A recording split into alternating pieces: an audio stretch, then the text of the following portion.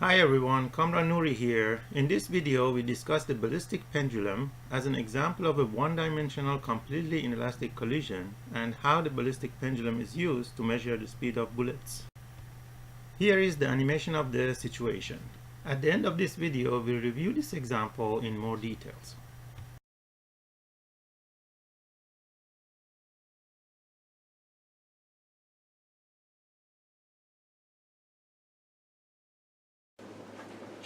So one-dimensional, completely inelastic collision.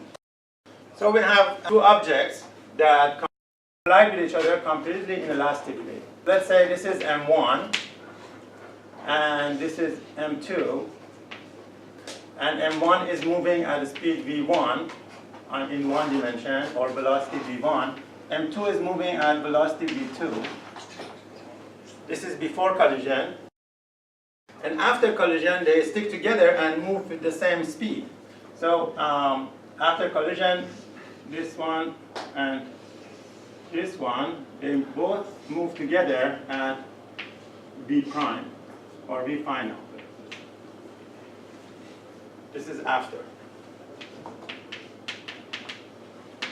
Because they both move together, we have only one unknown to solve for.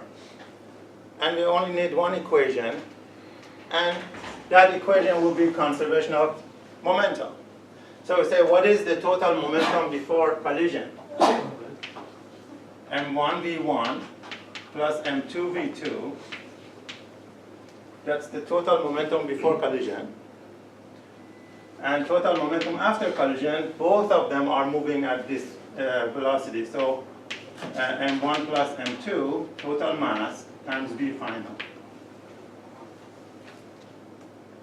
And then we can say V final is equal to M1 V1 plus M2 V2 divided by M1 plus M2. Simple. That's the complete solution for 1D.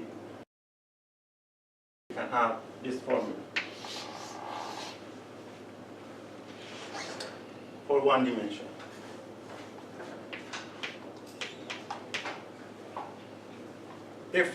If the collision happens in two dimensions, remember, momentum is a vector. So you have to write total momentum vector equal to total momentum vector after, and therefore x component of this equals to x component of that, y component of this equal to y component of that. Then you get two equations for the two components. You can solve for the two. All right, so this is complete solution for one-dimensional, completely inelastic collision. Do you know how they measure the speed of bullets? What they do usually is they have a ballistic pendulum. A ballistic pendulum is a block of wood connected to some support here, and it is connected not only with one string, with several strings, and only it can move this way, so it cannot rotate. So it moves like that. And then the bullet is coming, let's say this is the bullet, it's coming at the speed V naught. The bullet has mass M, and this one has mass capital M. And then it hits it, and it goes up some height. From that mass and that height, they calculate how fast the bullet is. Using completely inelastic collision, because the two bullet and the block move together after, whereas the relative speed is 0. So you can apply this equation to this situation, and also apply conservation of energy to see how we can find the speed of the bullet. So after the collision, this block comes up here, so it becomes like this. And the bullet is also in it. It makes a hole, it goes into the block. The block is thick enough so that it doesn't go on the other side out.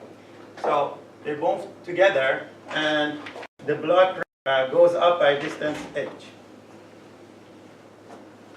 And then we can apply conservation of momentum and apply conservation of energy after the collision happens. Then we can find how fast the bullet is moving. Let's do that. So what is the conservation of momentum in here? What is the total momentum of this system before the bullet hits? Yes. Now the mass is moving, right? It has momentum, right? The block's momentum is 0. But is the bullet's momentum 0? No. No. So you can say total momentum before is just mv0, right? And then total momentum after is what? M plus m times whatever v it gets. So let's say after collision, this is moving at speed v. Let's call it capital V to distinguish from here. So we say it goes at m plus m times capital V. Right? Or V final, if you want to call it. Now this is conservation of momentum for the collision. This collision happens so fast, and then after that, with this speed, this one goes up. And then we have conservation of energy. Say, if you put the x and y axis here, you see that the block is at 0 height. This is y and x. And then it goes to height h. So initially, it has only kinetic energy. Kinetic energy initially is 1/2 m plus m. Capital V squared is equal to the total potential energy after, which is m plus m again, times g times the height. So this is conservation of energy after collision, not between before and after. There's no conservation of energy for the collision. But after the collision happens, then we have conservation of energy for the motion of both of them together. This is conservation of energy for both of them moving together. Then you see m plus m cancels out, and v will be square root of 2gh. And then we can put this back in here, and we get mv0 equal to m plus m times v, which is square root of 2gh. And then we can solve for v0. Divide by m, and v0 becomes 1 plus m over m, if you divide, times square root of 2gh. All right, now we can measure the height and have the masses, and you can calculate the speed of the bullet. This is called ballistic pendulum. It is designed for this kind of experiment, to measure the speed of bullets. All right? Any questions? Yes? So does the block go swing back?